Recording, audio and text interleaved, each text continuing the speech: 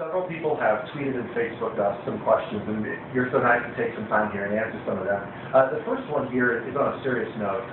Rob asks, where do you stand on 2012 marijuana legislation efforts? And I assume it's not just 2012, but also probably this year, 2011. Well, I am in favor of providing as much transparency to the medical marijuana industry as possible. I'm a former nurse. I'm a cancer survivor myself.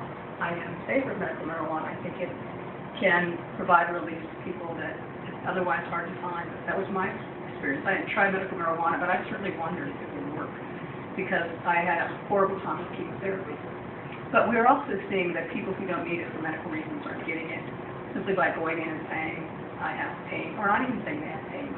So what we need is more transparency. We need to perhaps regulate doctors a little bit more. There's a lot of doctors who will not recommend it because they're still worried about it's still a violation of federal law. And so they're worried about the consequences there. There are some doctors who over-recommend it. So we need some balance there. Are these people who are getting medical marijuana really in need of medical marijuana?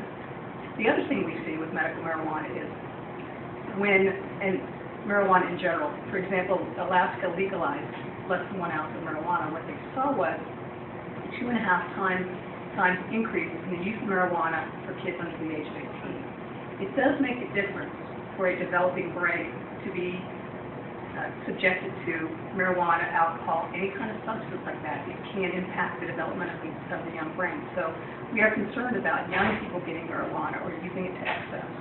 So I am in favor of laws to make it tougher on people who give marijuana to minors, and I am in favor of some of the provisions that regulate more doctors who give marijuana, transparency requirements from the Colorado Department of Health as far as who can get it, what their requirements are for dispensaries. One thing I think we're seeing is some of the communities around here are saying we don't want marijuana dispensaries in our communities. I think that's okay for communities to say because people can get it in other places.